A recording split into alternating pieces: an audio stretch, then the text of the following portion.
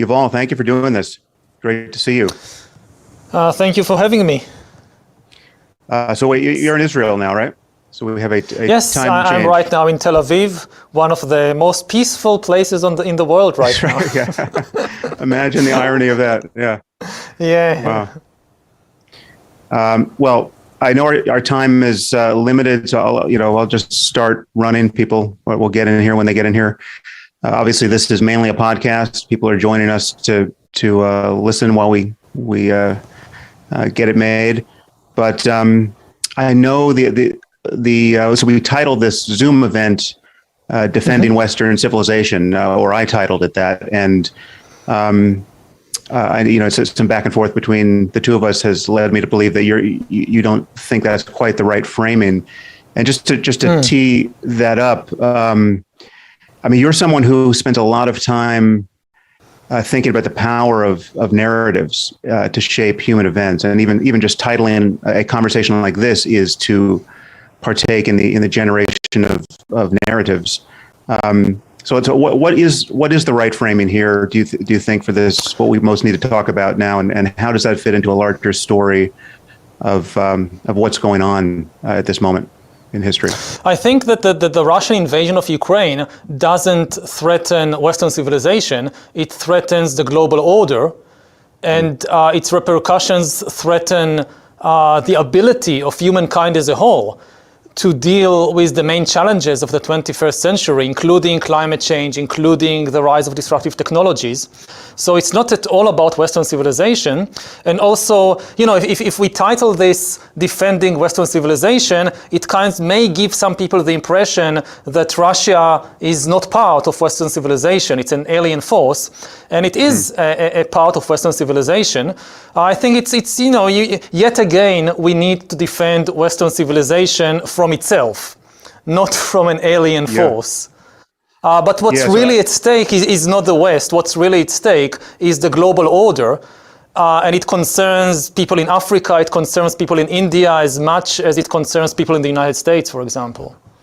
Right. So so when you say the global order, to my ear, that sounds like the liberal global order or liberal democracy versus autocracy. I guess my framing, the Western got smuggled in there because I've been thinking perhaps inordinately about the role of China in all of this, or the looming implications of what happens in Ukraine or what happens with China, and what seems to be a new Cold War or a great power clash in the making. I don't know if we want to take the China piece early or save it for later, but absolutely. How do you see it? First of all, it's not just democracy. It's not just liberalism. It's also, self-determination. It's also nationalism. It's the basic idea that you can't just invade a neighboring country and conquer it and wiping it off the map. It goes far, far deeper than just liberal democracy. Over the last few generations, maybe the most basic rule established in the international arena, irrespective of the type of regimes you're talking about, is that you no longer do these things, which were very common, throughout history. This is you open one history book after the other, so you have the Assyrians or the Romans or the Mongols or the Russians invading neighboring countries and taking them over. This is how every empire in history was established. And over the last few generations, maybe the most basic rule of the new global order, and it goes far beyond Western liberal democracies, is that you don't do that. You don't do that even if you are an Arab dictatorship or a military junta in South America. And I think this is part of the shock that, the shock waves around the world, that people realize that if Putin succeeds, if Putin is allowed to win, then this will become the new normal all over the world. Well, let's cycle on that point one more time, because I think many people look at this, or certainly some people look at this and wonder why we're deciding to care so much about this particular invasion, right? Obviously it's a humanitarian crisis. but there have been many of those, some of which we're in part or in whole culpable for, right? So we have invaded places. I think there's some obvious disanalogies there, but people look at this and say that there's something about, again, the story we're telling ourselves or are inclined to tell ourselves at this moment that is different from the story we seized upon when Russia invaded Crimea previously, or when Syria fell apart and Obama's red line was crossed and we just decided to move on in the news cycle and talk about other things. Why is this a kind of 9/11 moment that puts us once again very close to the hinge of history? Partly because it's now established as a pattern. When Crimea happened, then people said, well, this is a very unique situation and there are all kinds of excuses and it won't happen again. And it won't happen on a larger scale. And now you realize, no, this is the beginning of the pattern. If we don't stop it here, it will continue. It will also continue in other places around the world. Secondly, with regard to all the comparison, well, people didn't get so much excited or interested in what's happening in Yemen, what's happening in Syria, what's happening in Ethiopia. Part of it is because, again, it's a different kind of war. Part of the global order of the last few generations, for better or worse, was that civil wars are part of the game, but invading and conquering other countries and wiping them off the map is not. And this is now what is at stake. And there is a huge difference there. It's not that civil wars are okay. It's not that civil wars are people don't die in them or suffer in them.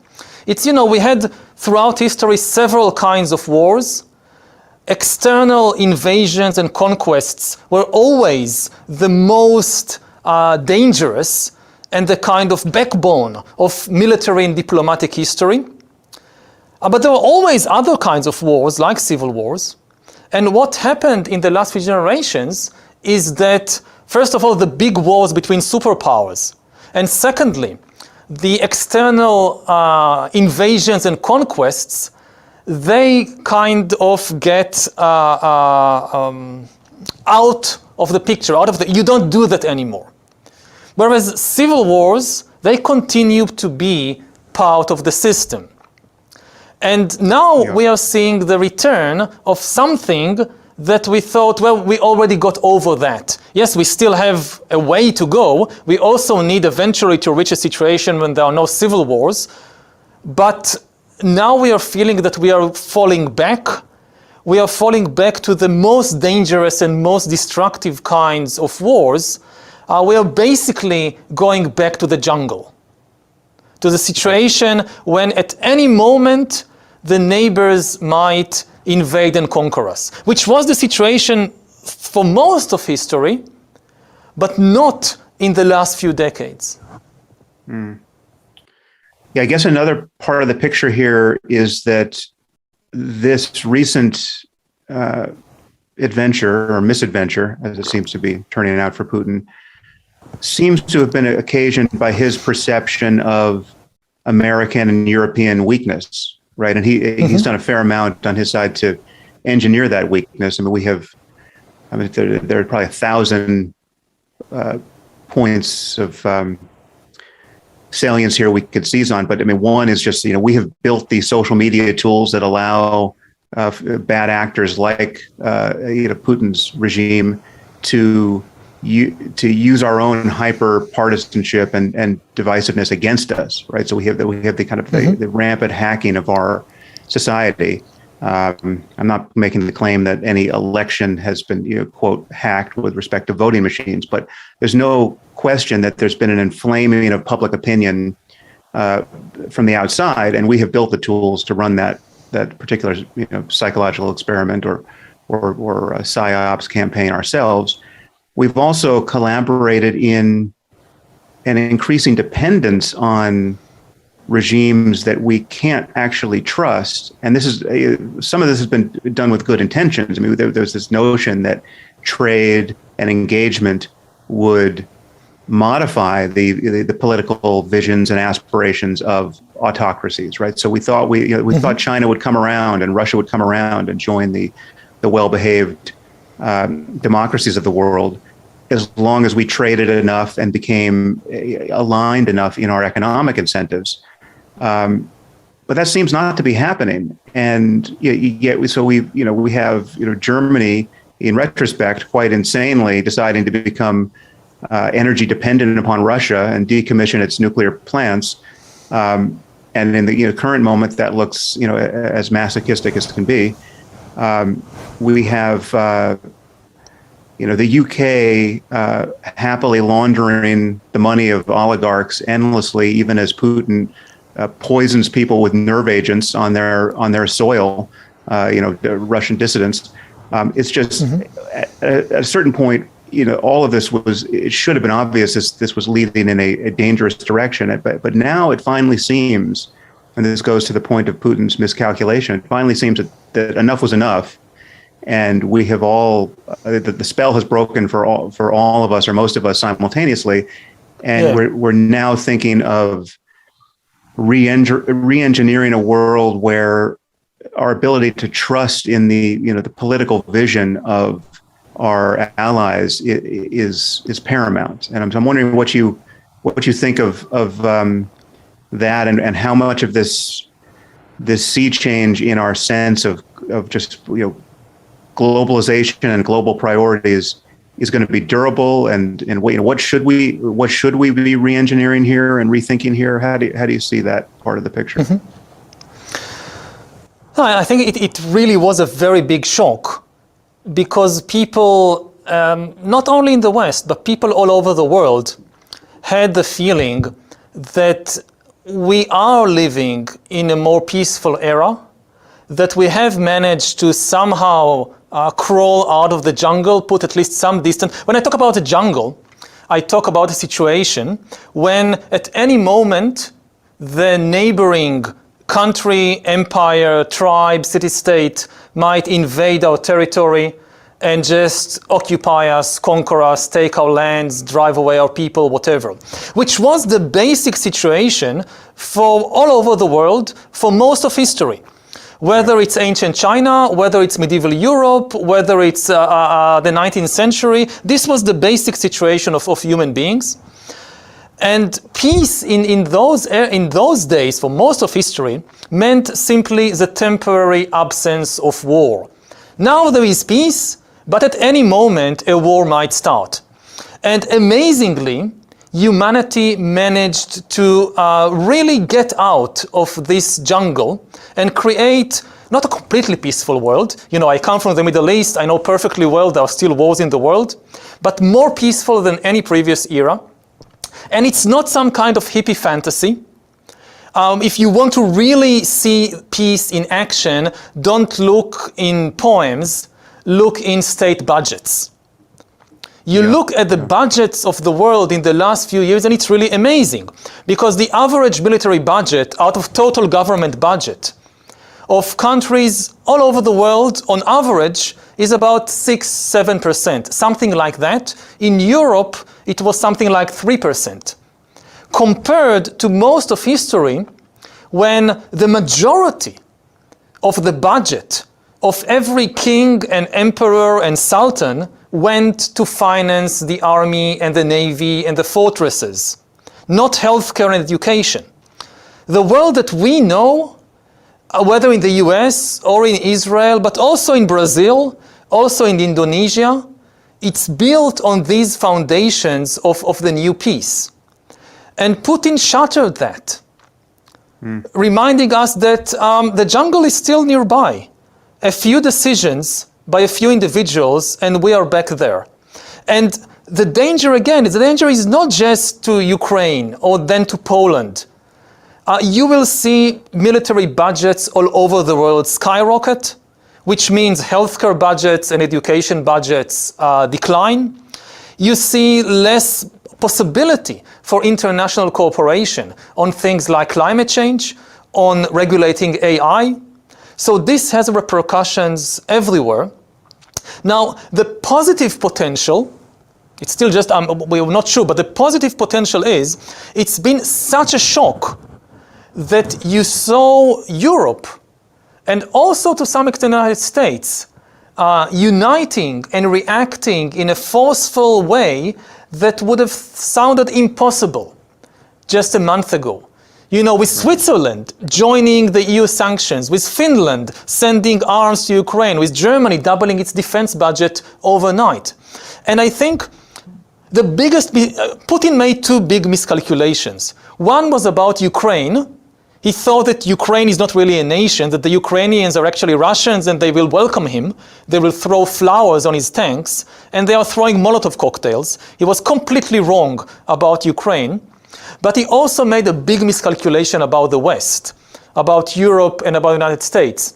I think if he waited a few more years, just done nothing, just wait a few more years, there is a good chance that Europe and the United States would have self-destructed due to their internal conflicts and culture war.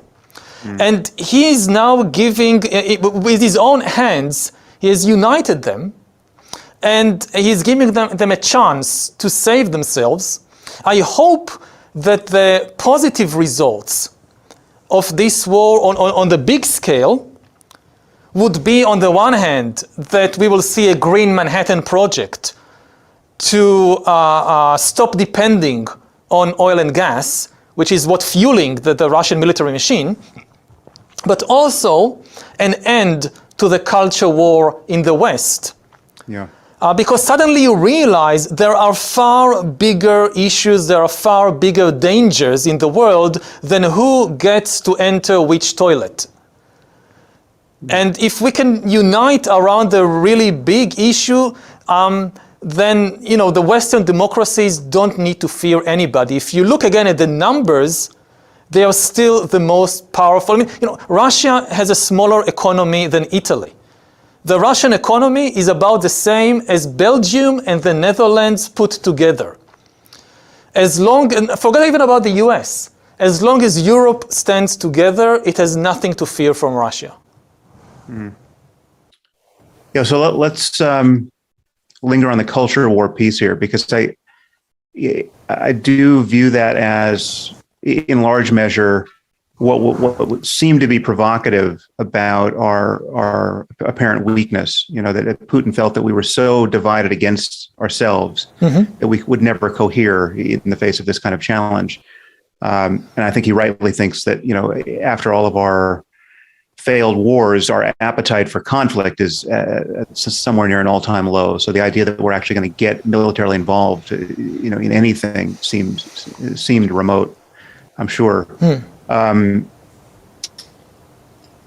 The culture war piece, I mean, it's hard to disentangle that from just the misinformation piece. I mean, we have tens of millions of people in America now. I mean, this cohort are disproportionately on the right, who believe that the world is being run by a cult of child raping cannibals, right? I mean, like there's no limit to the craziness that passes for political engagement on the right at this moment. And we have, and you know, not quite that far toward the fringe, but still pretty far toward it. We have people with platforms in the millions who are obviously parroting Russian propaganda in the middle of this war, right? Who are not, and this piece needs to be disentangled from the quite odious claim that any criticism of any possible policy here, like enforcing a no-fly zone, is treasonous or carrying water for Putin. No, I mean there are things that we need to debate with respect to how we react to this, but there are still obvious untruths being confidently spread by people who have bigger platforms than either of us do, and there is something I don't see how we. I'm hopeful, as you sound like you might be, that this challenge could get us to get our heads straight and cut through the culture war. But in an information ecosystem where it's becoming harder and harder to agree about facts.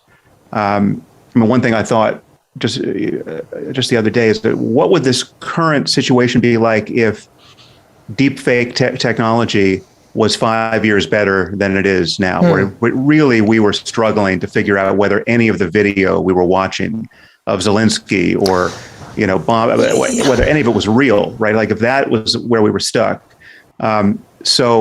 Anyway, just talk to me about the misinformation piece as you see it. Partly we can't get everybody on board. You can never get everybody on board. You just need enough.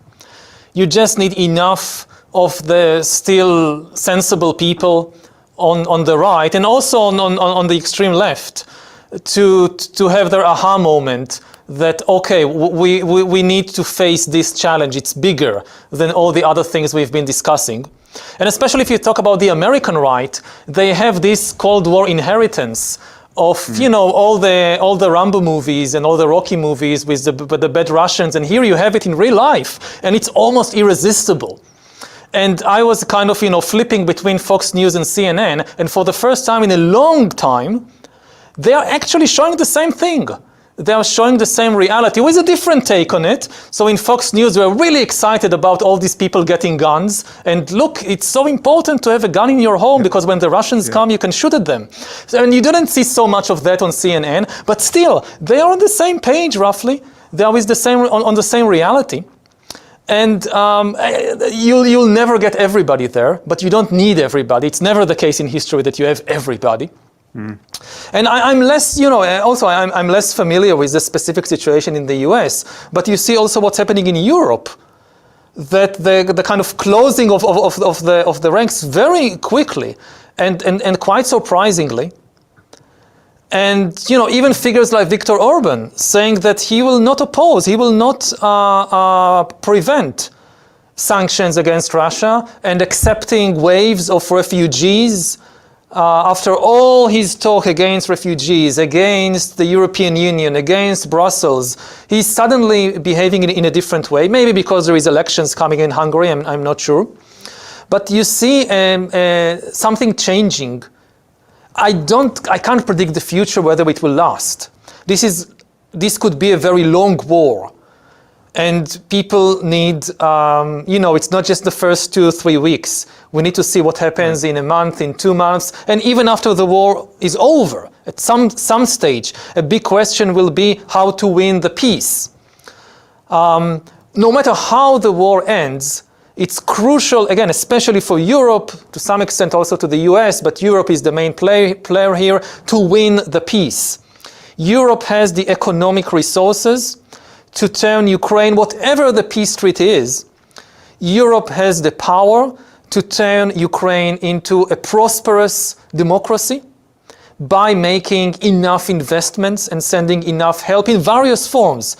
Not just rebuild roads and bridges and hospitals and schools, building research centers, moving factories.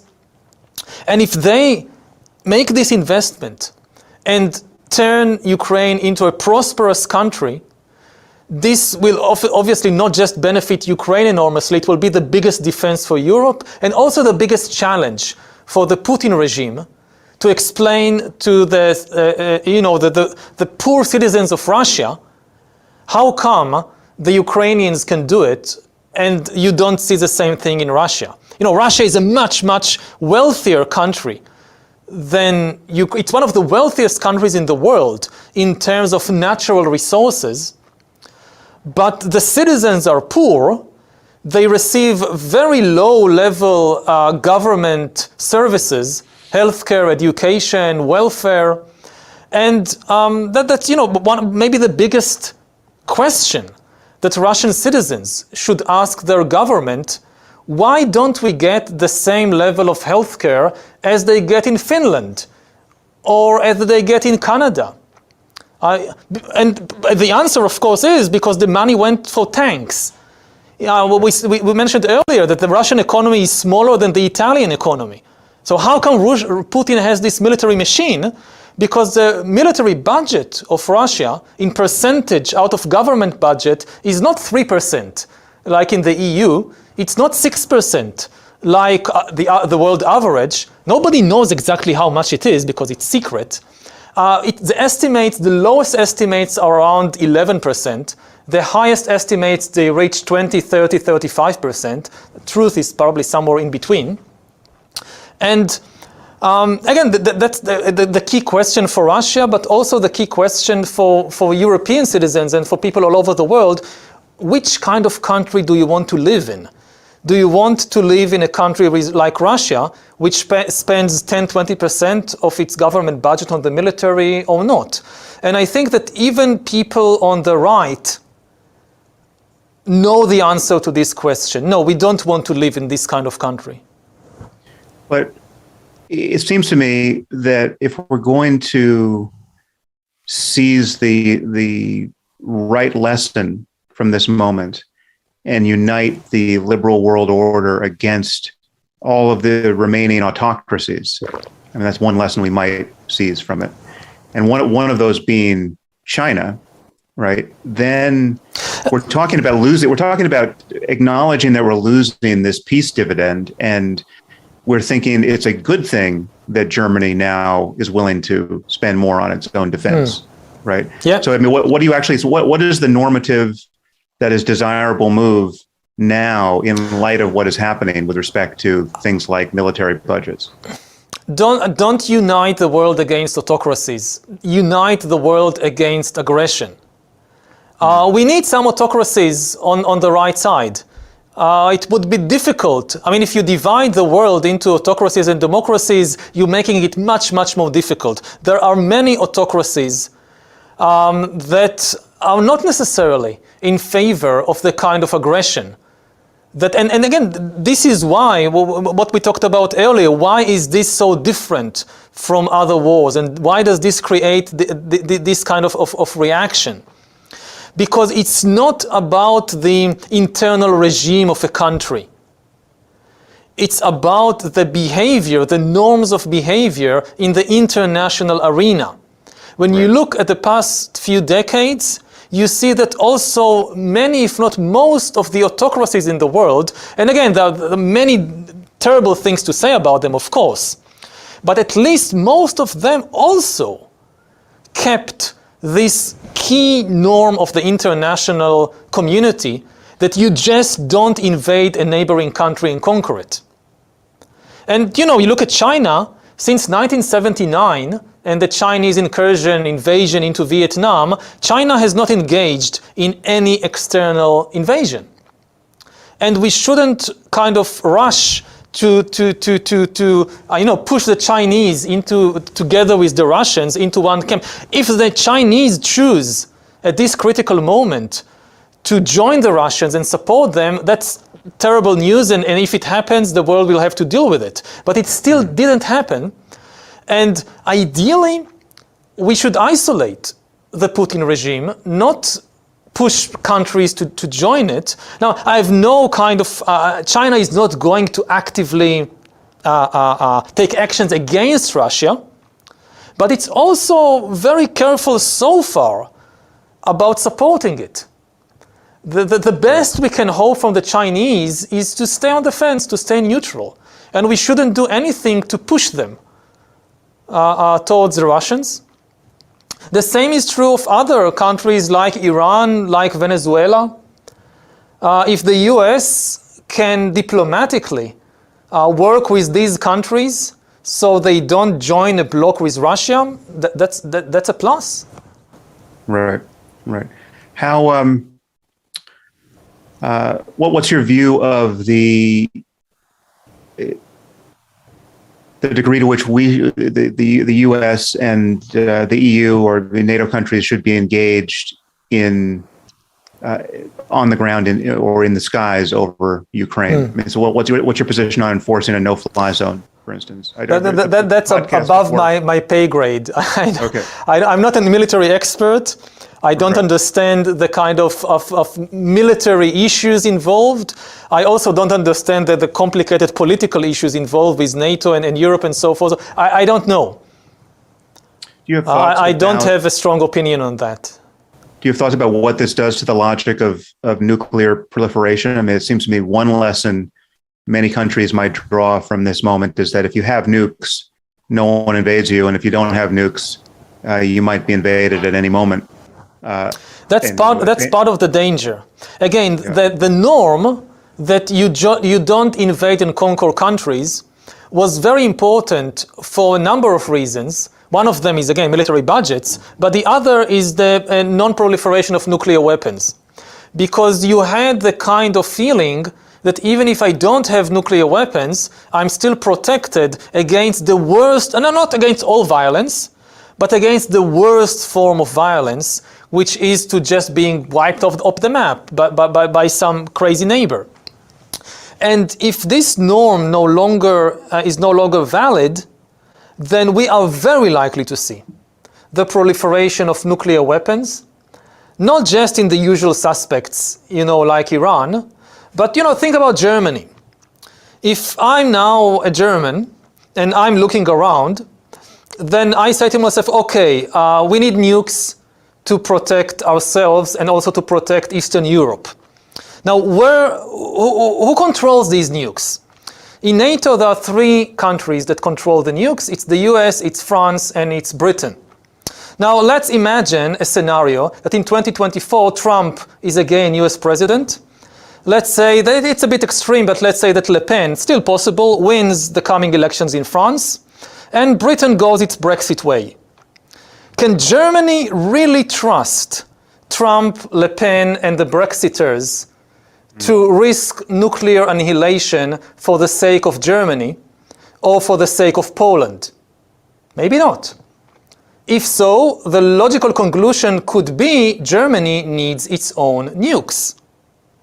Yeah. And the same kind of thinking can be happening in Japan, can be happening in South Korea, can be happening in more and more places, which is extremely dangerous because the more fingers you have on these red buttons, chances grow that somewhere, sometime, somebody would press the button with terrible consequences for the whole of humankind. So again, nuclear weapons play, a very double role here in this war. On the one hand, they prevent, for better or worse, I'm not sure, they prevent the entry of NATO into this conflict. I mean, if Russia had no nuclear weapons, I think it was a very high chance that either NATO or at least some members of NATO, like Poland, would have intervened. On the other hand, if Putin is allowed to win, then the lesson for many countries around the world, including in Europe, as we just discussed, would be we need our own nukes. Right. Well, what do you see about the forces of globalization and deglobalization now with respect to? I mean, this was not only a story of what Russia invading Ukraine did to our minds, but this is obviously what COVID did as well. When we noticed that our supply chain was no longer reliable when everyone was faced with the same emergency. What do you, again, this is part of a peace dividend unraveling for us, because obviously it's more expensive if you need to vertically integrate much of what you care about economically. Where do you see that going? And is that something we should be resisting? It seems like the lesson, the normative lesson you would want to draw here is that while some of this may be necessary, I mean, why it may be necessary for Germany to think about doubling its or tripling its military budget now, and that seems appropriate. And it's also appropriate for them not to be dependent upon Russia for natural gas. In several moves ahead, all of this begins to look like a more divided world, a less a world with that's predicated far more fundamentally, even explicitly, on a loss of trust, right? Yeah. And trust is a good thing. I mean, trust is something we want to maximize, and yet we're seeing it's unraveling here geopolitically. And again, this also links it back to the internal divisions of the culture war that you were discussing, because perhaps the most salient variable, right and left politically here, has been a total breakdown in trust of institutions. We're just the far left and the far right agree about one thing, that you can't trust the mainstream media, you can't trust mainstream science, you can't trust corporations, certainly, and there's this epidemic of contrarianism that is being leveraged, which is being sold psychologically to people as a kind of skepticism. It's kind of in like do your own research, right? But it's actually not skepticism. It's skepticism about the mainstream narrative always and everywhere. You have people who will deride the New York Times as fake news, and they assume that a corporation like Pfizer will always lie to them about their data, and yet they will trust something they get on a Substack newsletter, about alternative medicine without blinking.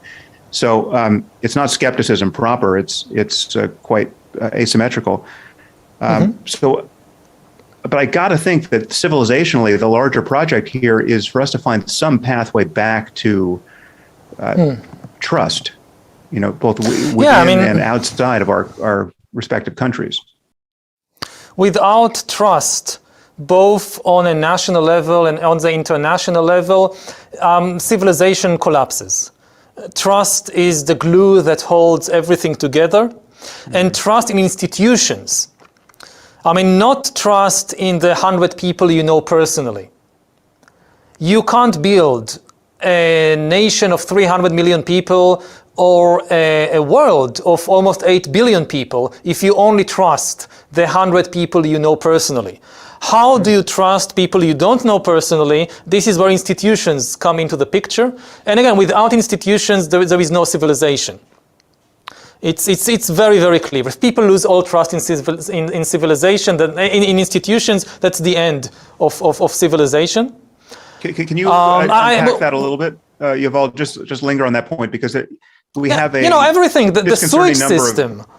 The sewage system is an institution. You need some people who are paid by the government to build the sewage, to make sure that it doesn't overflow, and you don't know these people. How do you know that they are not spying on you from the sewage? How do you know that they're not building an army in the sewage system to take over the world? You don't. You trust the good people who are responsible to build and maintain our sewage systems. And assuming that my 100 friends are not running the sewage system for me. It's impossible. You need many more than 100 people to build and run the sewage system. Right. And again, all the people who kind of read the fake news on social media, for some reason, they do trust their mobile devices. Like the question that keeps bothers me, you're so skeptical about the vaccines, but somehow you trust the mobile phone companies that these devices are not causing brain cancer, are not causing sterilization. Why? Why is it that the mistrust is directed at a particular institution and not at the mobile phone companies, for instance? So it's always selective. But I think that this takes us on a different rabbit hole.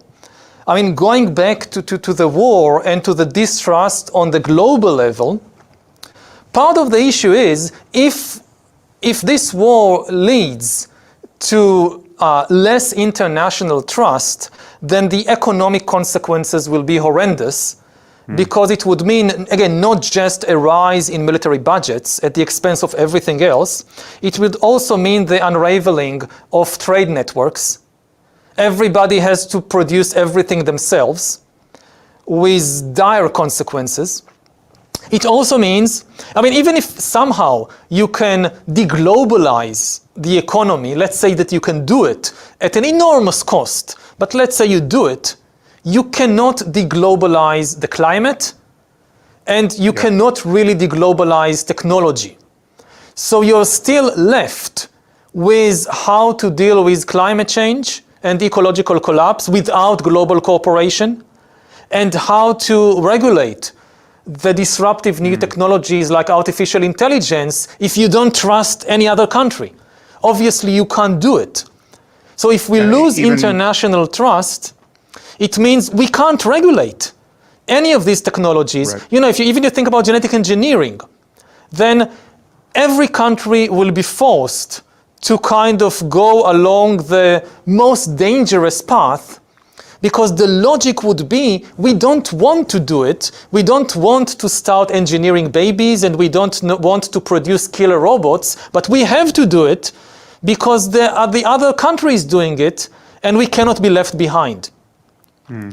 And this is part of the price to be paid. Again, it's not inevitable. I mean, it can still be stopped. If Putin loses and everybody sees that he failed, then the result could be actually a strengthening of the international norms, of the international system, and a greater degree of trust. So not all is lost. I mean, so much depends on the outcome of this war. But it can still have a potentially positive outcome if we don't allow Putin to win. Yeah, I want to underline the point you just made and make it even more generic. It seems to be, in principle, true that we can't deglobalize existential risk. I mean, any source of existential risk for us as a species is a problem that we have to converge on. The solution to which we have to converge on. I mean, it's a massive coordination problem to regulate any of the risks you just mentioned, whether it's AI or genetic engineering or our response to pandemics. Right? We can't have just merely a national response to a global pandemic. In the end. Yeah, I mean that's all. That's important to keep in view. And I think this brings us to the question that you raised at the very beginning of China, that what's China is going to do about it, because to a large extent the key is in Beijing. The Chinese, again, since 1979, they have not engaged in any direct foreign military adventure. Their foreign policy has been consistently to resist, to condemn these kinds of aggressive international moves, especially, of course, when they come from the US, but also more generally speaking. And the Chinese are still sitting on the fence. And without Chinese support, Russia cannot sustain this war for long. And the Chinese have a lot to lose from a situation when international cooperation breaks down, when international trade breaks down, and the world divides into hostile camps. In immediate terms, they are, the biggest exporter in the world. So a situation in which global trade shrinks and countries become far more self-reliant, it will be a huge, huge blow to the Chinese economy. And also, if you think in the most, cold, calculated power politics, if right now there is the Third World War between the US-European-led coalition and the China-Russian alliance, there isn't probably a single major country which would side with China. From this, very cold perspective, Putin has just moved too quickly. I mean, the most important example is India. Because India, China, and Russia are in a triangle. India has been traditionally very close to Russia, good friends. Russia is the main supplier of weapons to India. They buy some from US, from Israel, but it's mainly coming from Russia. The entire logic of the Indian foreign policy and military policy in this respect is the assumption that if there is a war between China and India, which is what the biggest danger to India, Russia would at the very least stay neutral and continue to supply weapons to India. If now China comes to Russia's help, one of the first results, at least logically, is that, Russia becomes basically a Chinese client, and India can no longer rely on Russia. So India has to move to the Western camp. If you look at the other major powers, then of course all the major powers in East Asia, Japan, South Korea, it's obvious they'll go with the West, Australia would go with the West, Brazil and Latin America would go with the West, maybe Iran and a few African countries, if they have to choose, would choose to join the Russia-China camp. So at this moment in history, if somebody is thinking in terms of, a new Cold War or a new World War, this is not the right moment for China and Russia to raise the flag, who is joining us.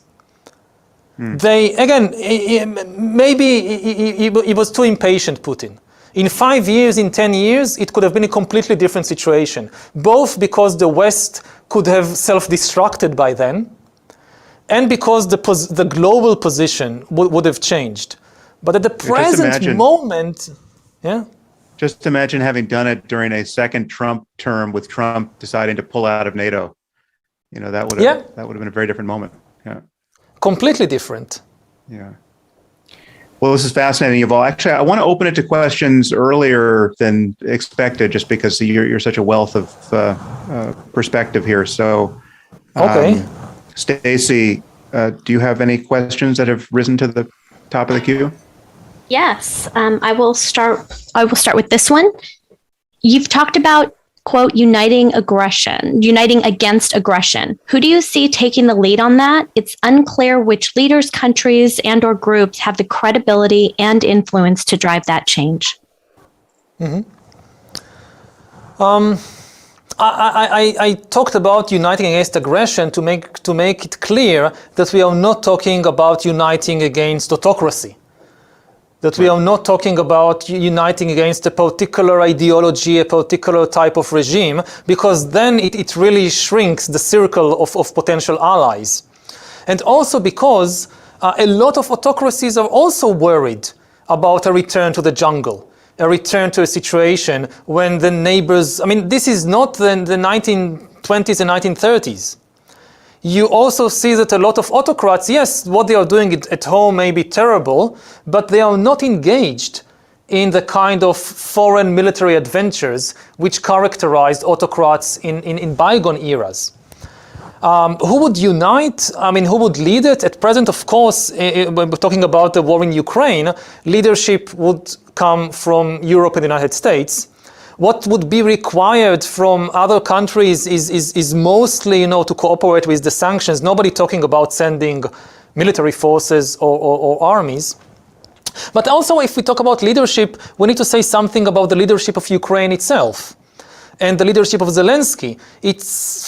In the last few weeks, it felt like, Kiev is like this kind of power station that sends electrical shockwaves all over the world, certainly all over the Western world, and kind of galvanizing people and governments and politicians in the Western world to do things that they wouldn't have dreamt of doing a month or two ago.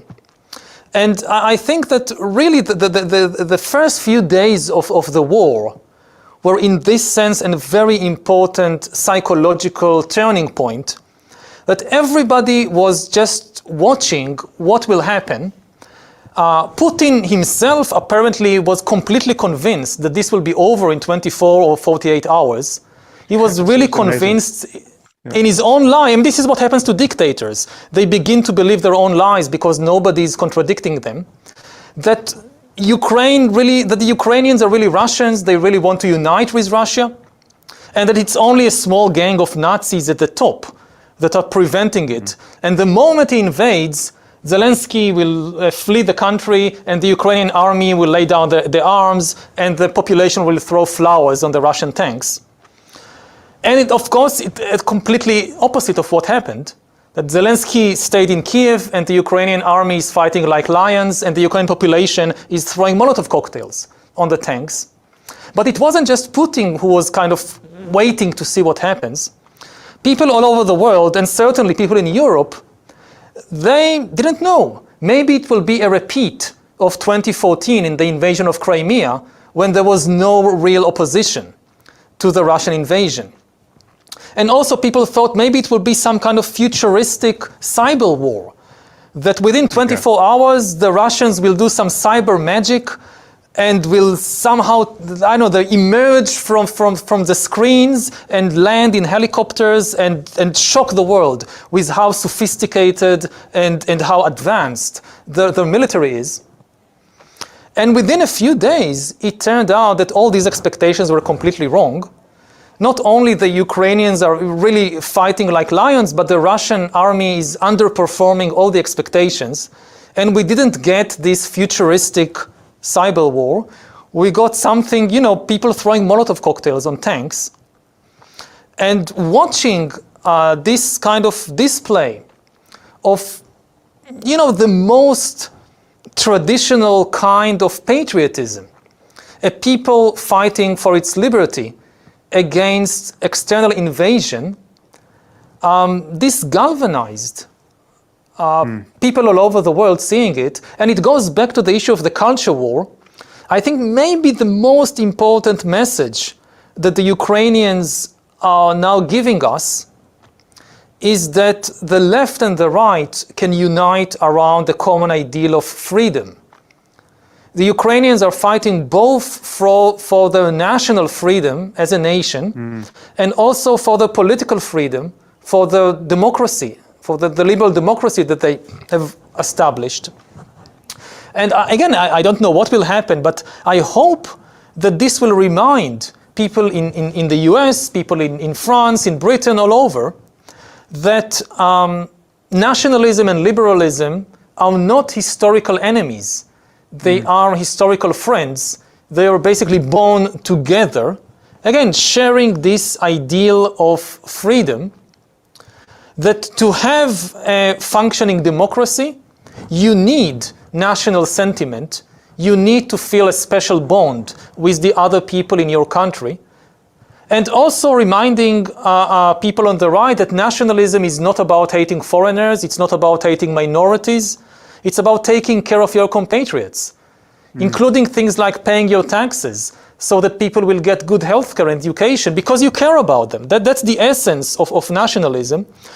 And if you understand this correctly, I hope this is something that at least most parts or some enough parts of the left and the right can unite around in order to end the culture war and present a common front against the enemy of both national self-determination and liberal democracy.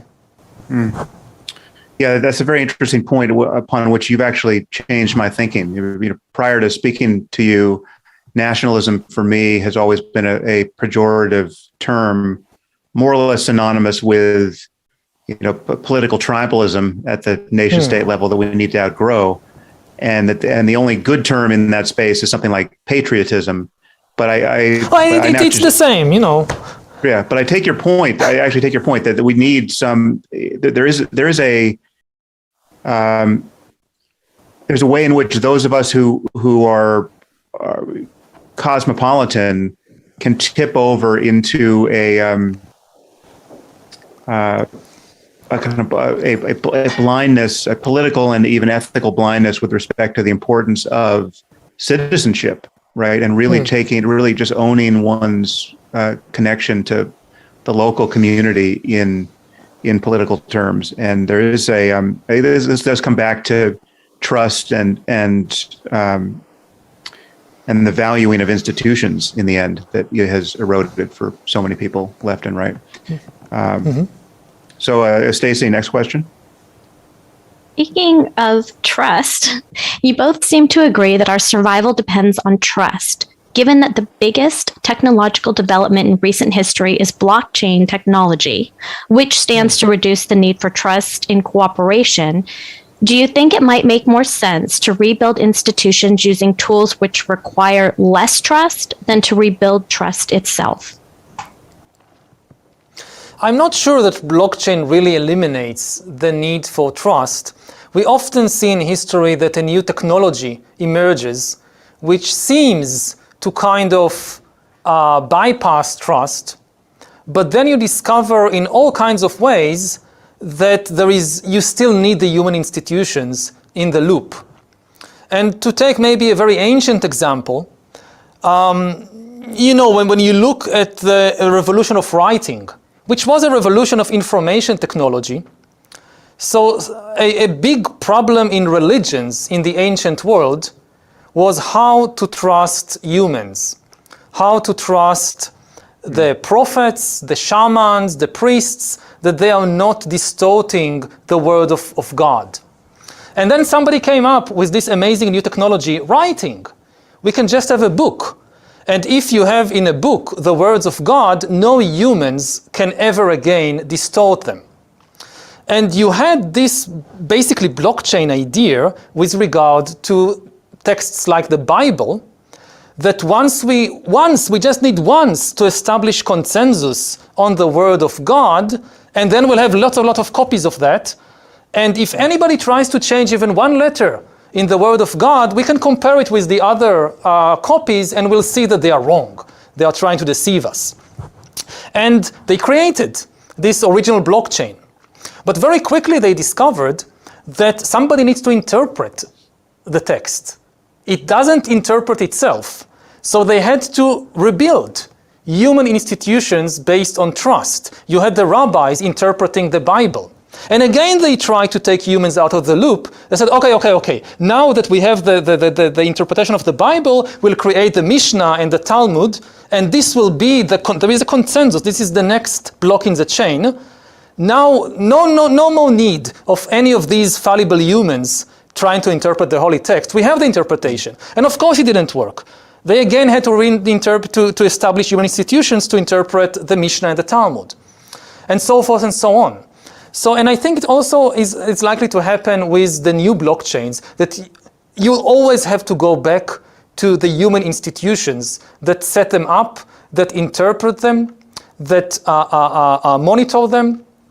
In the current war, if you talk about the financial system, it suddenly becomes a very good thing that by human action, you can block Putin's access to the hundreds of billions of dollars that he has accumulated in preparation for the war. I guess that, Bitcoin fans look at it in horror. Hey, he has these hundreds of billions of dollars and he can't access them. That's not fair. But, you look at it and you say, hey, it's a good thing that something like this can be done in an emergency, which you couldn't do, presumably, with Bitcoin. The whole financial history of the world is about moving from currencies of distrust to currencies of trust. If you look at grain, which was the original currency in ancient Mesopotamia, it requires very little trust. You can eat it, so you don't need to trust anybody that it's valuable. Right. As you move to gold and paper and then digital currency, there is more and more trust. Blockchain is an attempt to go back, that we don't trust people. We want to trust technology instead. As a historian, I'm skeptical of this attempt to take humans out of the loop and put all our trust in technology instead. Interesting. Okay, Stacy. Are we closer to nuclear war now than we've ever been since World War II? In World War II, we didn't have nuclear weapons until August or July 1945. We were very close. Take it to the Cuban Missile Crisis. Yeah, in 1962 and the Cuban Missile Crisis is usually kind of the I don't know if we are closer or not than the Cuban Missile Crisis or the crisis in the early 1980s. But we are certainly closer than 2 months ago or 2 years ago or 20 years ago. It was shocking to see how quickly, within 2 or 3 days from the beginning of the Russian invasion of Ukraine, you had people on television explaining to viewers the capabilities of nuclear weapons. And you had Putin threatening in one way or the other the use of nuclear weapons. It's like Freud, it's like the return of the repressed. that we thought, hey, nuclear weapons, this is from Dr. Strangelove and the Cuban Missile Crisis. It was in the 1960s. But no, it's still here. You know, you just scratch the surface, 2-3 days of war and nuclear weapons resurface. And actually, maybe it's a good thing that people are reminded of the terrible potential, which is growing all the time. That the destructiveness of the weapons just keeps increasing. And cyber warfare makes it even more dangerous, because at least in the Cuban Missile Crisis, you had this kind of chess game that everybody knew the moves that of the game, so everybody knew it was mutually assured destruction. Now with cyber, there is a very dangerous element of something which is not known. That you don't know. Maybe if you press the button, nothing happens because the other side hacked you and the missiles won't fire. Maybe you can do that to the other side. And if you can do that to the other side, you can win a nuclear war because the other side will not be able to retaliate. So this is a danger to the doctrine of mutually assured destruction, which is very bad news because it increases the likelihood of a nuclear exchange, of a nuclear war. So yes, I think we are closer to nuclear war than we were at any point, certainly, since the end of the Cold War. Yeah, I mean, one of the scariest variables there is that it raises the likelihood of accidental nuclear war, because when you just look at how is in peacetime, if there's some radar anomaly or some computer glitch that gets read initially as incoming ICBMs, well, it would make no sense in that context. In the current context, it would make all too much sense. I mean, so Putin is, any artifact that suggests we've launched a first strike on Russia is very likely to be interpreted in the current context as an actual first strike, and it's going to be very hard to disabuse him of, that impression. And if some hackers just, they don't need to hack the missiles. If they just hack the radar system and present the appearance of a first strike, this could cause a nuclear annihilation. Yeah. You raised a point about the logic, the really infernal logic of mutually assured destruction. It rests on a psychologically questionable, if not implausible, thesis, which is upon witnessing that a nuclear first strike has been launched at us. Let's say the United States. Joe Biden is awakened to the news that Russia has just annihilated us by launching everything in our direction. The idea then is that Biden is going to decide in his last minutes of life to be the second greatest mass murderer in human history by eradicating Russia, right? And that really is the deal we have made, if not explicitly, implicitly with one another, that is why a first strike is untenable. That is the thing that makes a first strike untenable, because we will have 30 minutes in which to respond, and we will decide to, commit genocide ourselves. I mean, one, it seems like a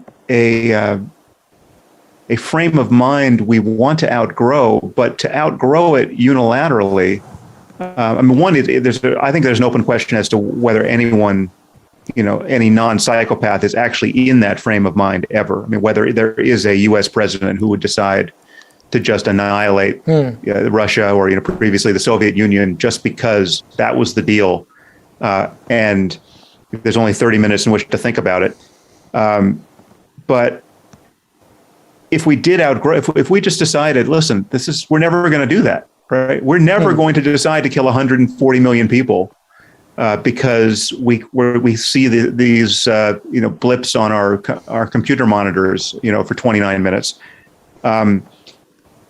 that is tantamount to disarming unilaterally, and that itself could prove provocative by the same logic you just sketched out. I mean, that is essentially saying, yes, you can win a nuclear exchange with us because we're not going to fire back. How do we just game theoretically? How do we climb out of this perverse basin of attraction?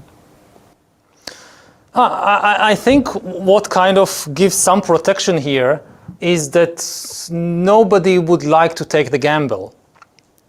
That you don't know for sure, you don't know for sure if Biden wouldn't do it. Would you gamble the existence of yourself, your family, your entire nation on the fact that he won't?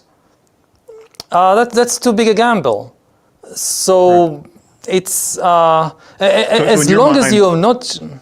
Yeah. It would be a bad thing for any U.S. president, certainly in the near term, to say, "Listen, this is not a game. It's not a game that I'm willing to play. We're not going to commit return genocide just because we can.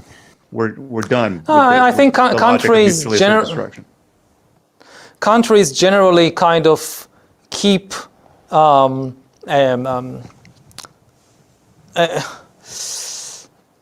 fog of war around their thinking on nuclear war on purpose. That you need to keep the other side guessing.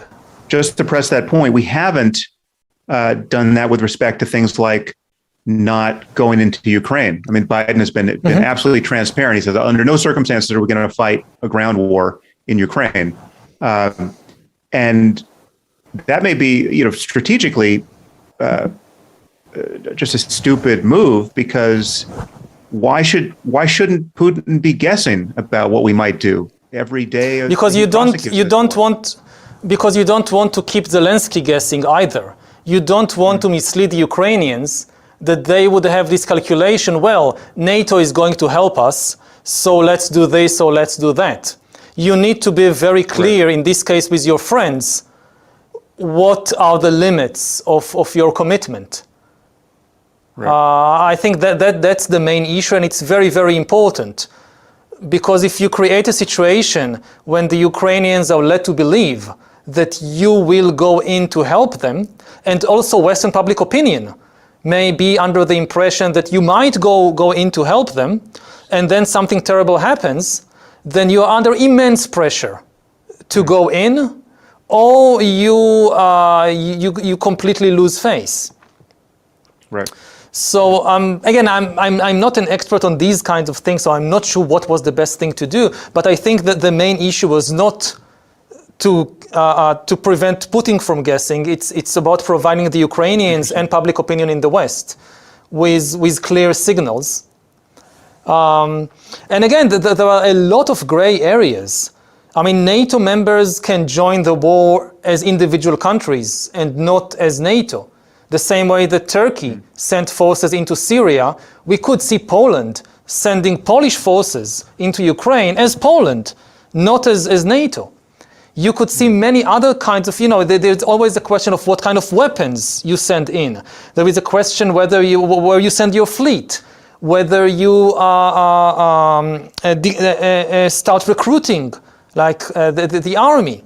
There are a lot of things you can do short of an all-out entry of NATO forces into Ukraine. So there is a lot of things that still Putin need to be guessing about. Well, I know we're getting up against your hard out here, Yuval. Let's take I have a few more minutes, okay. I have a few because I tend to give these long answers. So maybe one or two more questions. That's what we want. Yeah. So Stacey, let's get one more question. Okay. Regime change, quote unquote, has become something of a frowned upon idea in recent years, yet Putin seems to individually hold significant power and pose unique dangers. Does the endgame here, whether it comes in weeks, months, or years, need to involve Putin's removal from power, or is there a way forward where he maintains his position as the leader of Russia? Yeah, I'll just add to that, Yuval. Let me just add a piece to that. I mean, this is what worries me just about the logic of how the conflict unfolds. many people are recognizing this and talking about having, building some kind of off-ramp or some kind of bridge for Putin, because if losing the war in Ukraine, or even stopping the war in Ukraine, becomes synonymous with regime change, that sounds like it's synonymous with him at minimum winding up in prison, or at least having a style of life that is currently unrecognizable, and even more likely, it might be synonymous with him being killed at the end of this whole process. So, if you're going to explicitly put his back against the wall personally, it becomes more and more rational for him to essentially play a game of chicken with the rest of the world here. Absolutely. Yeah. So don't do that. I mean, we should decouple, the end of the Russian invasion of Ukraine from regime change in Russia. The regime change in Russia is ultimately up to the Russian people. Leave it to them.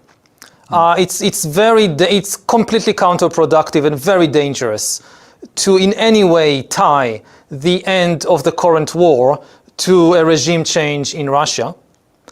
One of the things quite unique about this war is that it's a relatively rare case in history when it's really a war of just one person. It's been said about many wars, but it's usually not true. Most wars are wars between nations, between peoples, between countries, between ideologies. Not this one. This is really a very rare case in history when it's really just Putin's war. It's not the war of the Russian people or of the Russian nation or of some ideology. It's not that the Russian people wanted it. Until the very last moment, they weren't even told that there is going to be a war.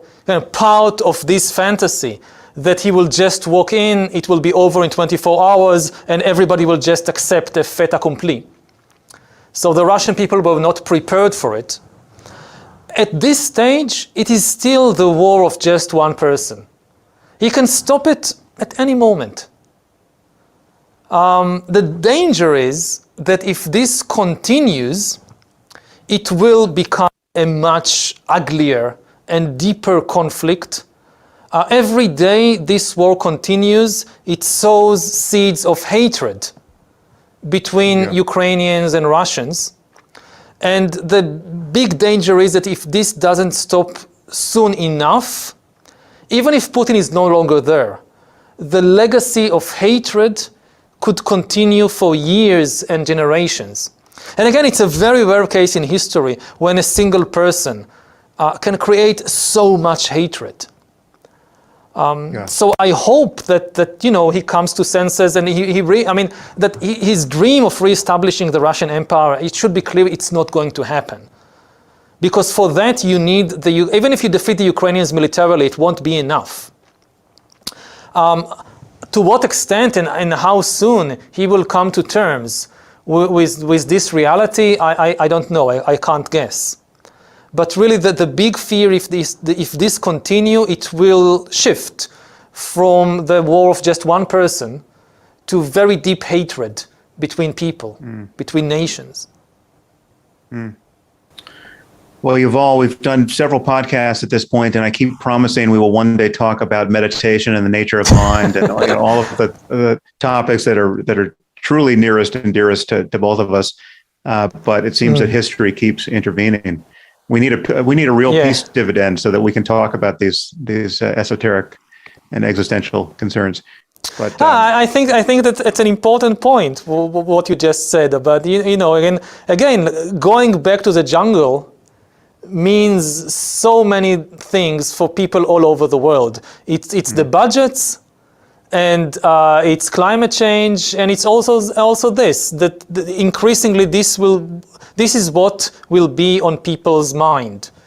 War and tanks and fear of invasion, and this doesn't leave room for other things.